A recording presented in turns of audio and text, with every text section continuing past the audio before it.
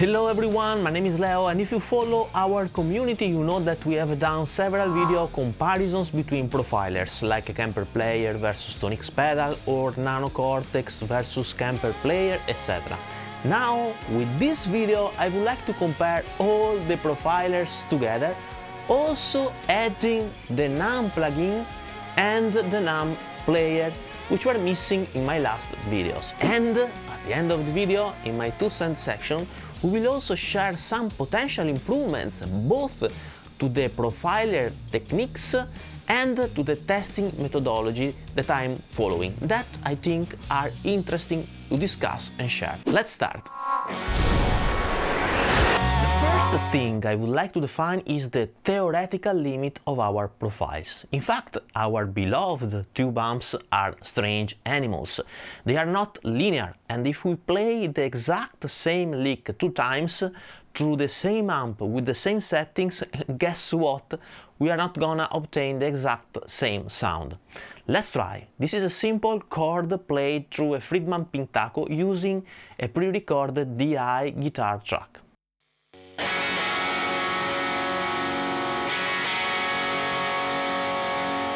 This is the exact same chord played a second time through the same Pintaco with the same settings using the exact same DI track.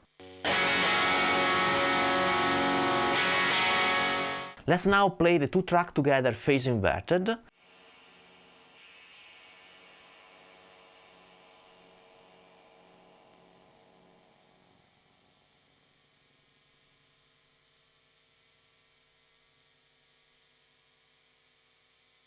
And well, we are not obtaining silence, but minus 55.3 LUFS. I have done these tests many times, and the average LUFS value I have obtained is minus 53.3. Therefore, I would say that the perfect profile of a tube amp in the Null Test has a limit of minus 53.3 LUFS. By the way, for this video and comparisons we are gonna rely on the Null Test, that for sure you know if you follow the channel.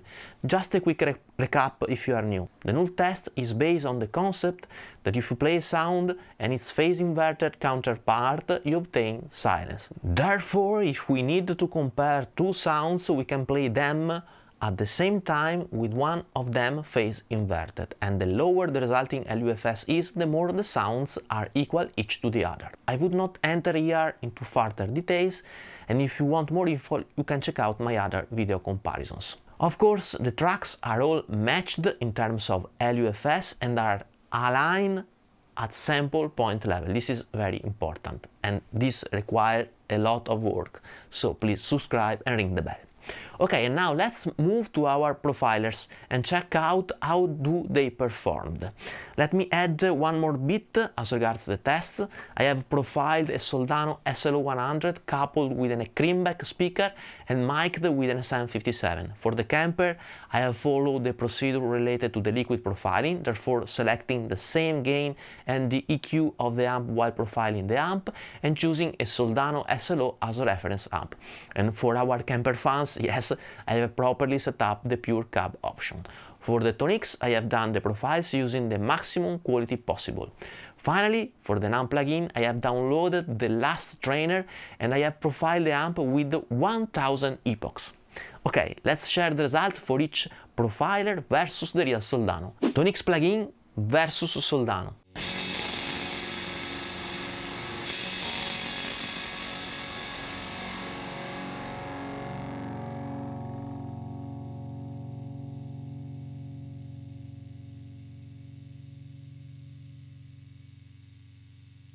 Resulting LUFS minus 38.1. ToneX pedal versus Soldano.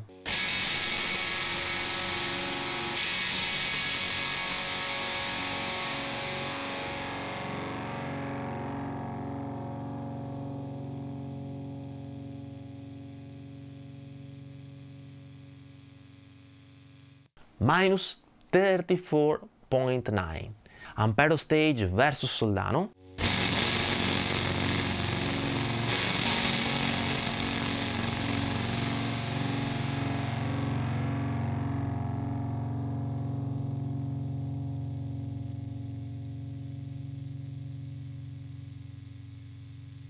minus 33.8, Neural Cortex versus Soldano,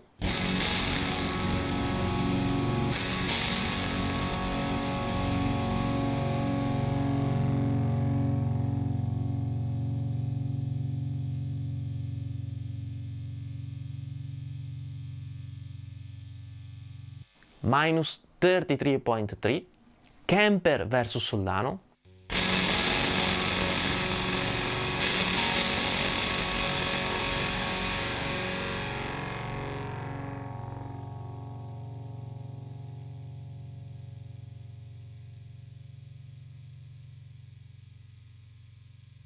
minus 30.8, and now Headrush plugin versus Soldano,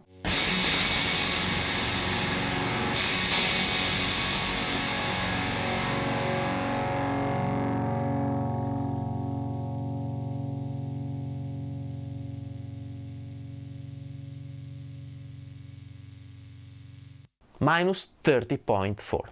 NAM plugin versus Soldano,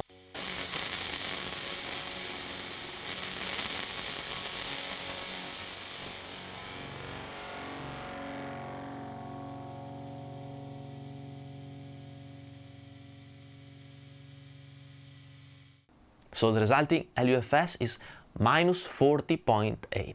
And now NAM player versus Soldano,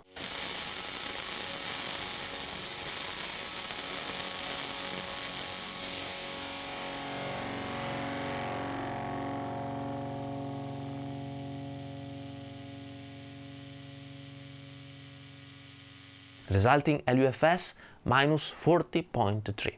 And now let's put everything together. We have the worst performer, which is the Headrush plugin with minus 30.4.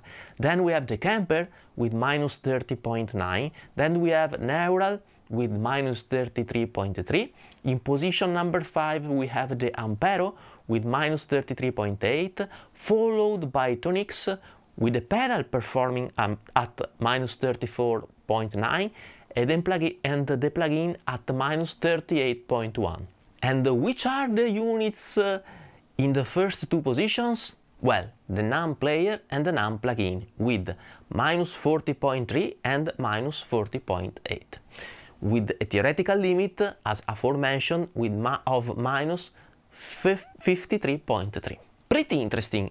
We'll comment even further these results in the My 2 cents section of this video. Let me now share a less scientific test, as I will let you hear now how each of the unit behaves with a very short lick I have done in order to test the dynamic range management of each unit.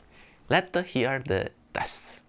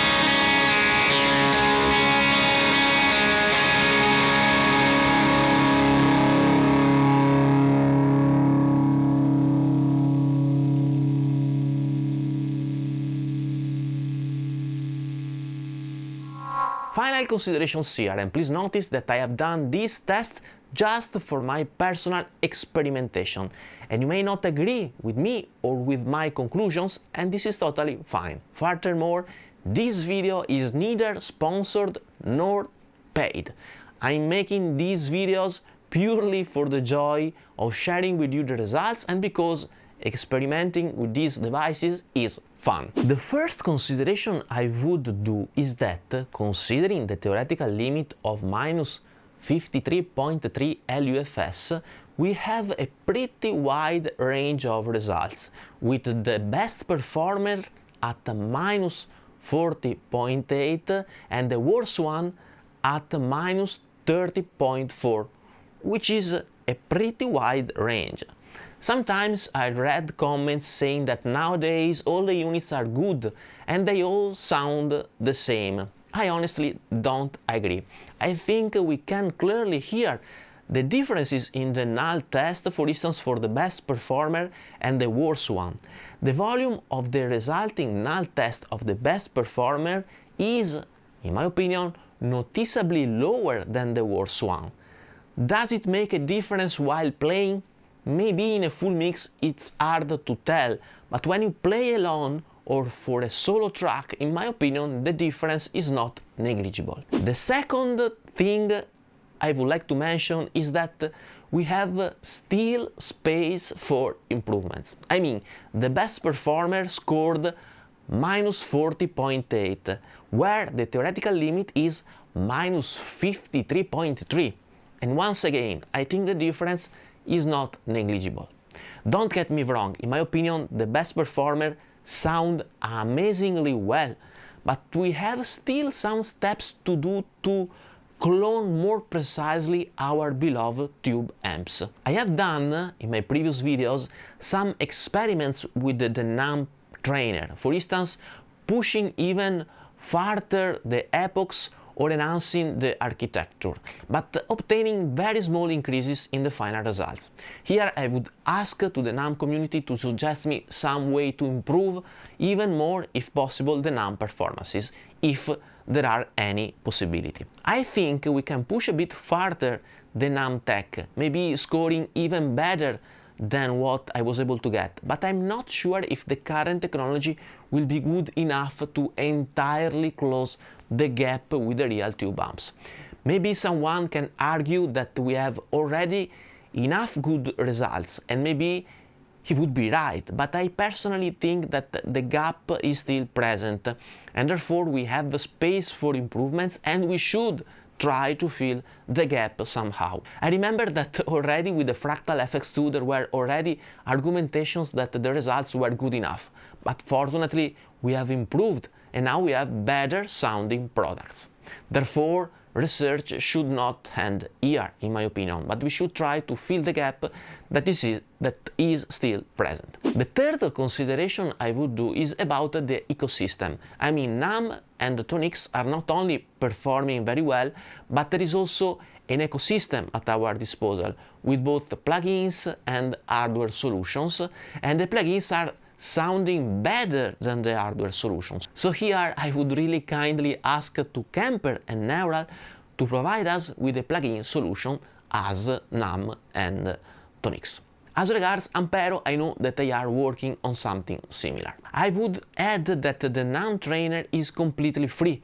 It's the only solution which is open source, and I really love to experiment with it, changing the architecture of the trainer, etc. Maybe it is not a commercially viable way to do things, but it's amazing to have something like this free and to be able to improve it if we want. Lastly, I would say that these tests are not telling the whole story. There are other two aspects that have still to be addressed and investigated. The first one is aliasing. I think I'm pretty close to find a way to test it for all the modelers, and this is another very interesting aspect that is not fully addressed by the aforementioned Null Test. The second aspect is a more deep evaluation of the Null Test. This is something someone suggested me in the comment section of my videos. Let me explain.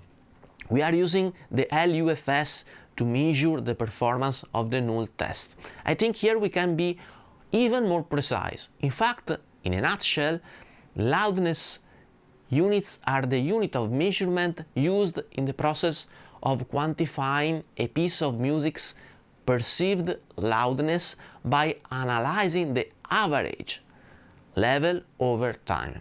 Let me repeat, we are measuring an average level. So here the way we could potentially improve our test is to make a sort of frequency segmentation. I mean, we can divide our frequency range, let's say, in 5 bands: sub-bass, bass, mid, high mid, treble. And then we can apply the null test just selecting that specific frequency range. That would give us a much more precise representation of the frequency range where each profile is performing better.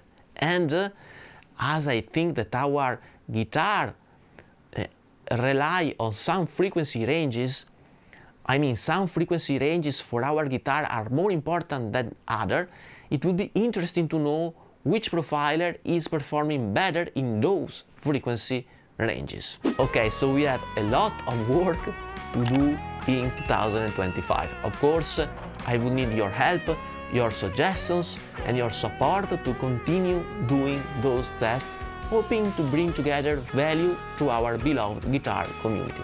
Please let me know your comments and suggestions in the comment section below, and see you soon. Bye bye.